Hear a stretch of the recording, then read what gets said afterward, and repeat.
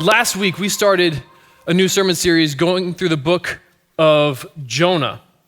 So if you have a Bible with you today, go ahead and open up there. We'll be camping out in Jonah chapter 1. If you're here and you don't have a Bible, we'll have verses up on the screen. But if you don't own a copy of the Bible, we would love to give you one. We'd love to give you one as a gift because we believe that there is power and transformation in the pages of this book because God has given it to us for that very reason, to show us himself and to transform us. So if you don't have a Bible, we would love to give you one. Just stop by the Connection Corner or guest services on your way out and we will get you hooked up with one of those. So last week, Kondo kicked off this sermon series by introducing us to a man by the name of Jonah. Now, God chose Jonah to be a prophet. Someone who relays God's message to people for him. So it stands to reason that Jonah was, generally speaking, probably a good God-following guy. I mean, God probably wouldn't have given that role to somebody who's just not following him at all. So God gave Jonah a mission then and a message at the beginning of Jonah chapter 1. God said, go tell the people of Nineveh that I have had it with their wickedness. And if they don't cut it out, I'm going to take them out. Now, when God alludes to their wickedness here, he isn't kidding. I won't rehash how cruel the Ninevites were. Kind of went over some of that last week, and I'm not sure many of us have slept well since then. But let's just say that they were more bloodthirsty and brutal than you can imagine. These were horrible, horrible people that took delight in doing horrible, horrible things. And God had had enough. Jonah, go tell them to cut it out or I'm going to take them out. Now, understandably, Jonah wanted no part of that mission. He wanted nothing to do with the Ninevites. So he ran. He ran to a port city named Joppa, and he went down to the docks and paid some sailors to take him to Tarshish, which is a city that's both hard to say and as far as possible from Nineveh. Jonah gets on the boat, then goes down to the bottom of the boat where he runs and hides from God. But God was not about to let Jonah off the hook. So he sent this massive storm, a massive storm. And the sailors, they are panicking. They go and they pray to the different gods. They start throwing cargo overboard, making every effort to survive this storm. And in the middle of all of this, Jonah is somehow taking a nap. The sailors, as they're running down into the hull of the boat to grab cargo to throw it out, they come across Jonah sleeping among the cargo, and the captain wakes him up and begs him, call on your God that he might save us. And that's where Kondo left things off last week. Today we're going to work through the rest of chapter 1 and talk some more about what it looks like when we try to run from God. And so we can get a little bit better picture of what's going on here. We're actually going to start reading in chapter 1, verse 4, and move on from there. So here we go. Jonah chapter 1, starting in verse 4. Then the Lord sent a great wind on the sea, and such a violent storm arose that the ship threatened to break up. All the sailors were afraid, and each cried out to his own God, and they threw the cargo into the sea to lighten the ship. But Jonah had gone below deck, where he lay down and fell into a deep sleep. The captain went to him and said, "How can you sleep? Get up and call on your God. Maybe he will take notice of us so that we will not perish."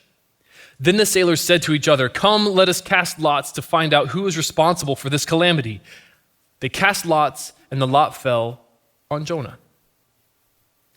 So they asked him, "Tell us, who is responsible for making all of this trouble for us? What kind of work do you do? Where do you come from? What is your country? What people are you from?" Jonah runs, and God sends a massive storm. The result is that the sailors are both afraid and struggling to keep this boat afloat. And so they cast lots. They roll dice to see who's to blame, to see whose fault it is that they are about to die in this crazy storm. But why are they blaming someone? This is a storm, right? Like storms happen, rain, high pressure, low pressure, dew points, stuff I learned in 7th grade and have since forgotten. Why are they looking for someone to blame? Well, part of this shows that their belief about how the world works. They had a lens that saw the spiritual reality behind what was going on. They believed that there was a spiritual reality going on behind everyday things. So they figured that someone was to blame for this storm because whatever God is throwing the storm at them is clearly not happy with someone. When the storm got bad, did you notice how the sailors responded? Yeah, in verse 5 it says that they started throwing cargo overboard, but that was not the first thing they did. The first thing it says they did was that they each cried out to their own God. Now, they weren't praying to the right God, but their first impulse was to pray. They prayed first and then moved on to trying to solve the problem themselves. So maybe we could learn a little something from these pagan sailors, because too often we forget that there's more to this world than natural forces. We only think about the spiritual realm or talk about the spiritual realm as sort of a last resort. Like if there's any other explanation that makes sense of just with the natural world and order of things, that's what we go with. We don't think about the fact that there are spiritual forces. There's good, there's evil, God, demons that are active in this world. Spiritual forces that we can't see or measure. And if I really remembered that, I am sure that I would be quicker to pray than I usually am.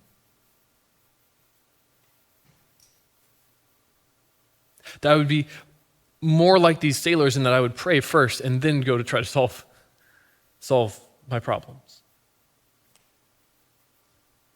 So part of the reason these sailors looked for someone to blame was because they were more aware of the spiritual realm than we typically are. But also there was something different about this storm. We need to remember that most, if not all of the men on this boat would have been experienced sailors. This was their job. This isn't the first time that they've run into some big waves or some rocky seas. This isn't the first thunderstorm, but this one was different. Once again, check out verse 5. It says, all the sailors were afraid and started throwing cargo overboard in hopes of surviving. All the sailors were afraid. Every last one of them. It doesn't say just the newbies, just the rookies. All the sailors were afraid. And think about that. These are sailors. Their job is literally to transport cargo over the sea. So they are literally throwing their livelihood overboard in hopes of saving their lives. That is not something you do if you think you have options. That is a last resort kind of move. If they did that every time a thunderstorm blew up on them, they would be out of business. Their business would not survive if every storm came across and they just started throwing things overboard. That makes for unhappy customers. So this storm, it was different, and it struck fear in the hearts of these men. But praying to their non-existent gods didn't help, and throwing their cargo overboard didn't help. None of it made any difference. And so they started rolling dice to see who to blame. And that pointed the finger directly at Jonah. No coincidence here. God was in complete control of the storm, and he was in complete control of the dice. God pointed the finger at Jonah. And once that lot fell on Jonah, the sailors hit him with a boatload of questions, and you can feel their panic as you read this. Who's responsible for this? What kind of work do you do? Where are you from? What country? What people? They unload these questions on Jonah, and in verse 9, he responds. Jonah answered, I am a Hebrew, and I fear the Lord, the God of heaven, who made the sea and the dry land. By saying, I worship the Lord, the God of heaven, Jonah is stating that the God that he serves is the supreme God. He's the God of gods. He's the one true God, that there is no other God that matters. Jonah is declaring to the sailors that his God is more powerful and greater than any of their gods. But then he goes on to describe God in this really interesting way. He's the one who made the sea and the dry land. Well, bad news for Jonah. He's running away from the God who made the sea, on a boat. This makes zero sense.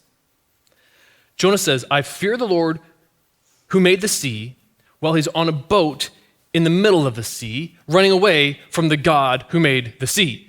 This is crazy. We see it now as we read back through the story, but it was also immediately obvious to the sailors. Verse 10, this, Jonah's answer, it terrified the sailors, and they asked, what have you done? They knew he was running away from the Lord because he had already told them so. The sailors see how utterly insane this is, and they clearly were not amused by it. Earlier, when it said that the sailors were afraid of how bad the storm was, that same word is used here, but now it's Jonah's answer that makes them afraid.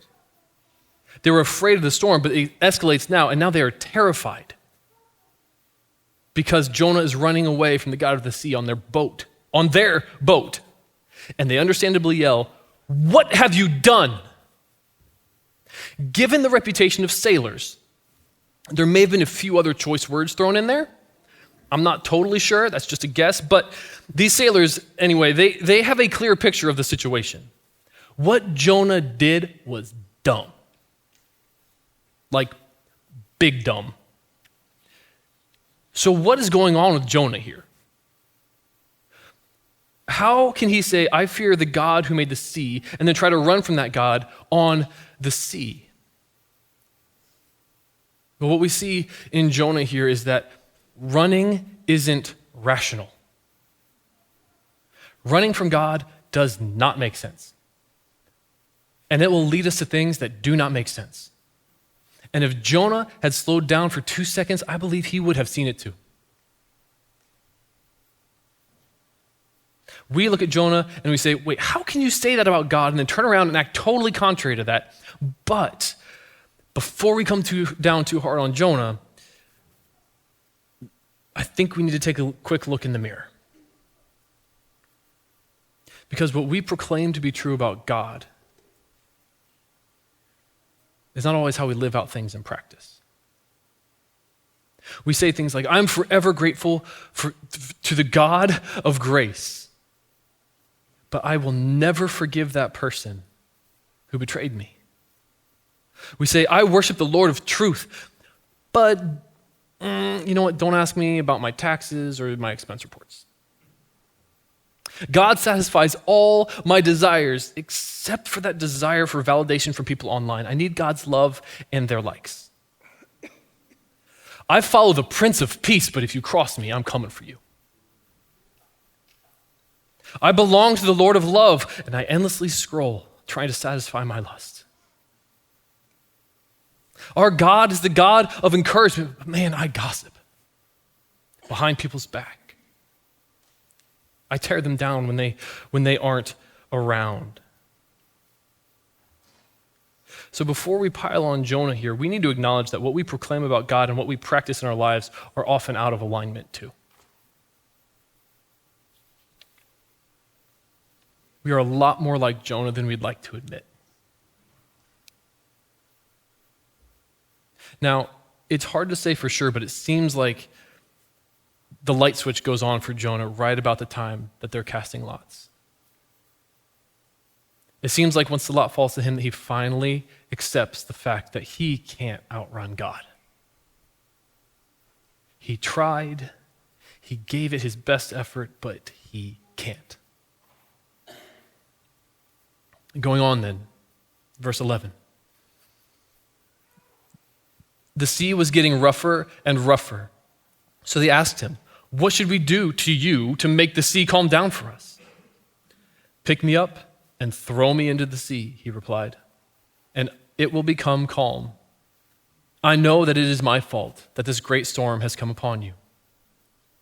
The storm's getting worse, Jonah. What's the solution? You caused the mess. How do we fix it? Jonah takes responsibility here. He says, the storm is my fault. And so you'll have to kill me. You'll have to kill me.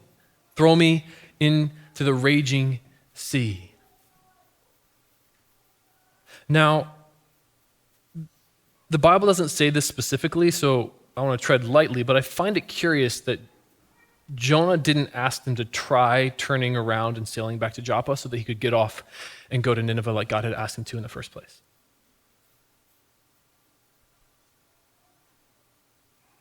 Even this morning, I've driven here literally hundreds of times from my house. And this morning, I took a wrong turn. I hadn't had my coffee yet. Give me a break. But as soon as I realized that I was headed in the wrong direction, you know what I didn't do? Oh man. Looks like I have to go this way. I didn't keep driving. I didn't keep going. I stopped, I turned around, and went back the right direction. So what if Jonah had tried that? What if when he realized that he shouldn't be going that way, he said to the captain, turn the boat around? Would God have called off the storm if Jonah had started sailing toward God's will instead of away from it? I don't know. Maybe it would have worked out, maybe not. Maybe God needed Jonah to go for a swim for some reason, but it seems to me that Jonah is set on avoiding Nineveh at all costs, even if it costs Jonah his life. It seems like Jonah would rather die than obey God and go to Nineveh.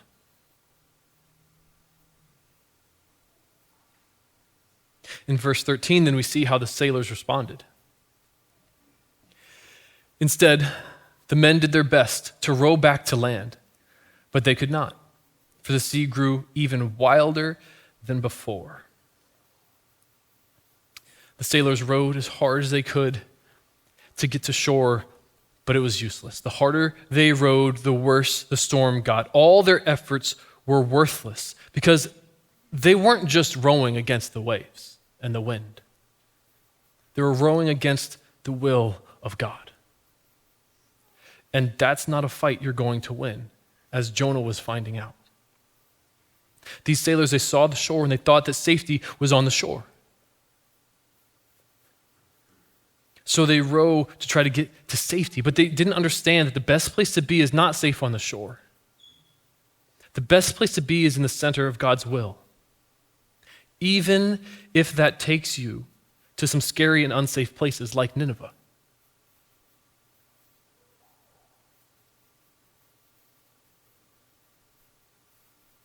God's will is the best place for any of them, for any of us to be. So God kept them from getting to shore by making the storm even more intense than before. And so, verse 14. Then they cried out to the Lord, "Please, Lord, do not let us die for taking this man's life. Do not hold us accountable for killing an innocent man, for you, Lord, have done as you pleased." Then they took Jonah and threw him overboard, and the raging sea grew calm. At this, the men greatly feared the Lord, and they offered sacrifice to the Lord and made vows to him. The sailors start off here, calling out to God, asking him to be merciful to them because they're about to take Jonah's life. And that makes sense. Think about the situation the sailors are in here, right? Like, if this God whipped up this storm, this life-threatening, massive storm, because of someone running from him, what do you think he's going to do if you kill somebody? They're nervous about what's going to happen. So then, as a last resort, they pick up Jonah and throw him overboard. And it worked. It worked. God called off the storm, and the sea grew calm. But while the sea grew calm, the sailors didn't. You catch that in verse 16? At the calming of the sea, the men greatly feared the Lord. The sailors' fear shows up again for a third time. Same word, used 3 times here. Each time more intense than the last. First, they were afraid of the storm. Then they were terrified when Jonah told them he was running from God, and now they greatly fear God after the sea is calmed. Their most intense fear was not the storm, was not Jonah running from God. It was when the sea was quiet. Because they realized that the God of the sea is more powerful than the storm. And in response, they offered him a sacrifice and made vows to him. In other words, they turned from their other gods to the God Jonah had told them about. The Lord, the God of heaven, who made the sea and the dry land. And oh, the irony is rich here. Because God used Jonah, who was in the middle of running away from God, to turn these sailors back to God. God shows up in this story with grace for all of the runners, including the sailors. And it may not seem like the sailors are runners, right? I mean, Jonah was the one using the boat to run away from God, not the sailors. I mean, they were just doing their job. They were just going about their normal lives. So let's take a look at the sailors for a second. As you read this story, like, they really seem like the good guys. They are the good guys. Like, they did absolutely everything in their power to save Jonah. They threw their livelihood overboard. They dumped cargo into the sea. And then once Jonah said, the answer is to throw me in and you will be fine, they delayed. They started trying to row to shore instead. They were risking their own lives to try to save someone else's life. And remember, this isn't just any someone else. They're risking their own lives to save the life of a guy who put their lives in danger to begin with. These are some good guys. They show up here with courage and strong morals and are self-sacrificing. But we can't forget what happened back in verse 5. When the storm first came, it says, all the sailors were afraid, and each cried out to his own God. They all ran to their own gods instead of running to their one true God. They were runners. We see how Jonah runs from God, and we're like, Jonah, what are you doing? This is crazy. This doesn't make any sense. But then we read about the sailors, each crying out to their own God, and we kind of move on without blinking. But if they were running to a different God, they were running away from the one true God. And yet God was here with grace for them too. And here's the point. Running isn't always ugly. For whatever reason, as Christians, we seem to have come up with this undefined list of things that mean that someone really needs Jesus, right? Like we see someone who's making a wreck of their lives. They're making terrible decisions. They're going off the deep end. They're caught up in all kinds of problems and issues. They're destroying relationships along the way. And we see them and we think, man, they really need Jesus. But then there's that nice family who lives in the nice house in the nice neighborhood with their 2.5 nice kids and their nice dog and their nice picket fence, and they drive a nice SUV to their nice job and serve on the nice PTO. And you know they believe that it doesn't really matter what you believe. It's just important that you're a nice person. Isn't that nice? And we see these people, we know these people, and we don't usually think of them as needing Jesus as much as the person who's making a wreck of their lives. But all kinds of runners need God's grace because we all have sinned and fall short of the glory of God. We all need God's grace. These sailors needed God's grace even though they're the good guys. And God gave it to them. They didn't even know that they were running. And God gave them his grace. God chased them down with his grace anyway, and they turned to him. So we need to make sure that we aren't putting things out of order, that we aren't fooled by niceness. We aren't fooled by people seem to have it all together and so they don't need Jesus. No, we need Jesus. We all need Jesus. We all need God's grace because we are all runners. We've all run from him.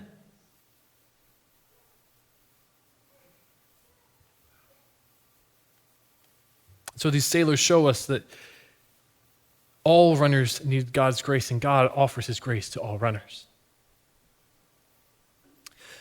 Meanwhile, after Jonah went overboard, the sailors presume he's dead, but what happened to him after he hit the water? Jonah was sinking into the depths of the sea, and he had run from God, and it led to this. It led to this watery grave. Now imagine for a second you could step back in time to the day before God told Jonah to go to Nineveh. The day before Jonah decided to run. And imagine you had gone to Jonah and prophesied to this prophet. Imagine you told him, very soon, you will be asking people you don't know to throw you into a raging sea because you'd rather drown than obey God. Can you imagine what Jonah's response would be? He would think you had lost your mind. He would not have recognized himself in what you just described. But running does that. It leads us to things that we never thought we'd be capable of.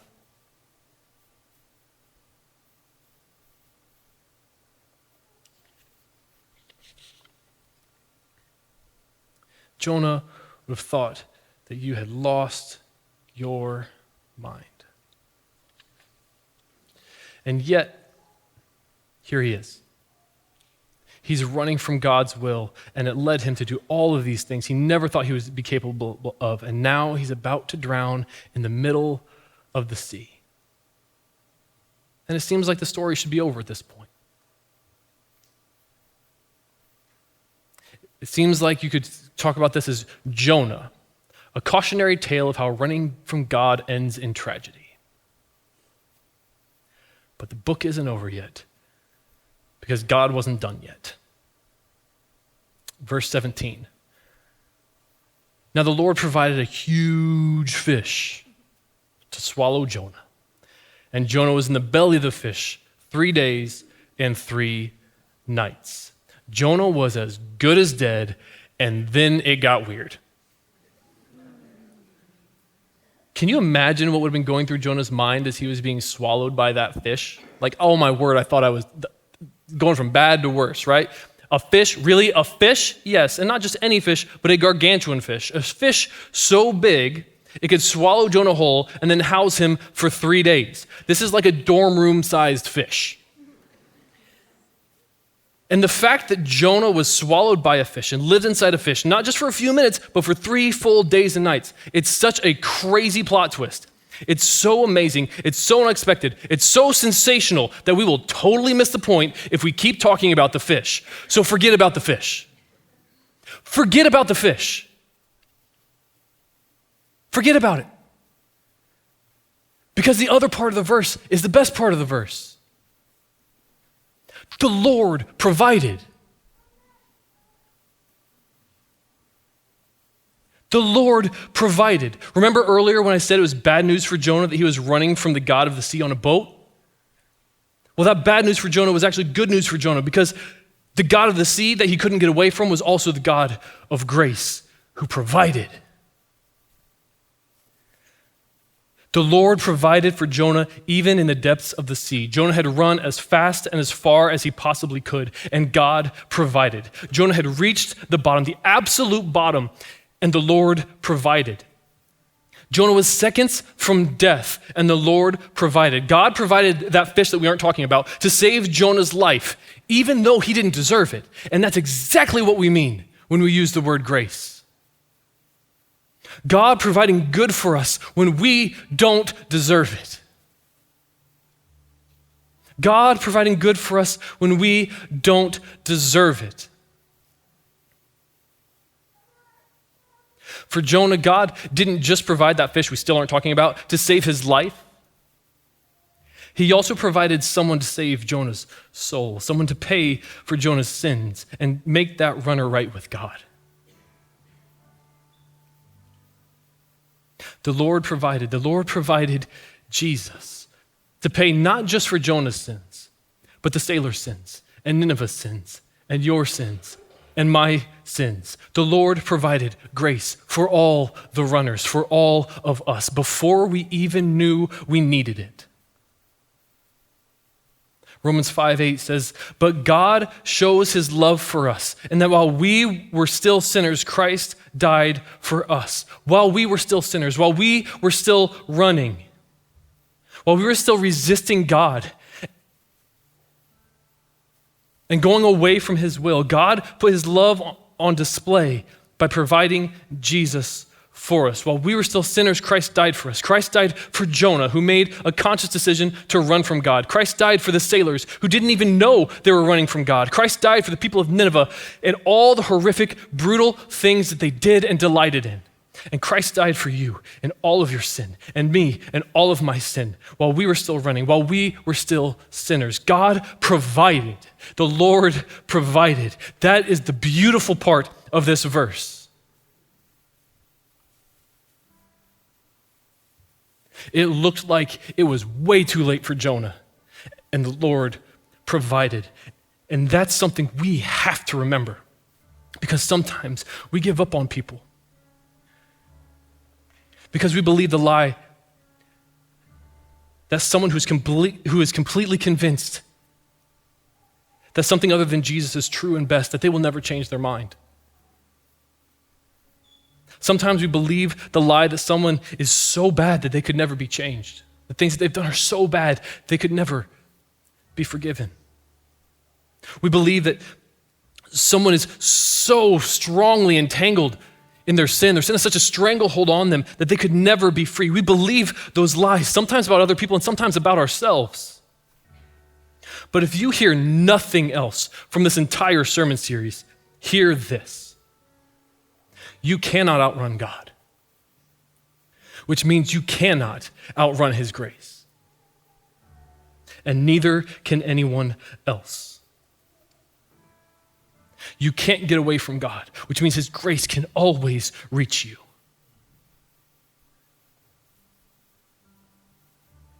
That thing that was a horrifying thought to Jonah, I can't get away from God, I'm trying to run from God, was the thing that he needed most, and that was God to show up and provide for him. Do you believe that God's grace can reach anyone?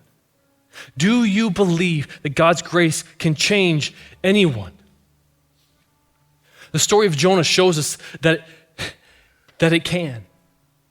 And that should give us such confidence as we go out and tell people about the love and the grace of God that is available to them no matter what they've done, no matter where they are, no matter how far they've run. So don't give up on that coworker. Don't give up on that classmate who has no interest in God. Don't give up on that friend or sibling or child who has been running as fast and far from God as possible. Don't give up on that nice neighbor who's just living a nice life without Jesus. Don't give up on them. Keep praying for them. Keep sharing the love of Jesus with them. Because God's grace can reach them no matter who they are, no matter where they are. And if you're the one running, know that God's offer for grace is for you too. His offer of grace is for you to receive the forgiveness that you know you don't deserve because of what Jesus has done for you on the cross. It is not too late to turn and to receive God's grace and be welcomed back into his arms, into his love.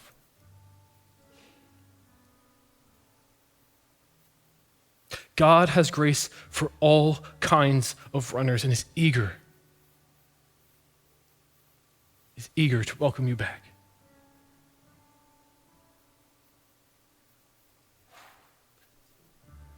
So let's have confidence in the grace of God. God, we thank you so much for your grace to us. We thank you so much that we cannot outrun you. that we cannot hide from you. Try as we might, God, we cannot get away. And you won't let us go.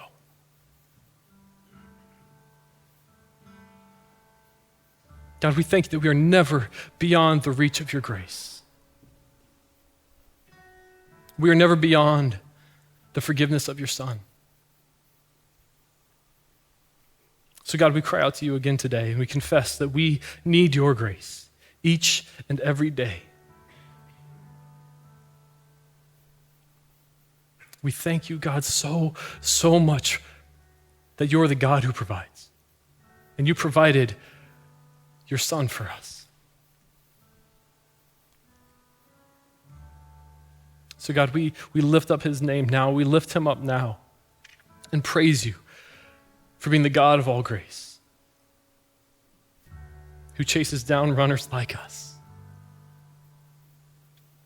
It's in Jesus' name that we pray. Amen.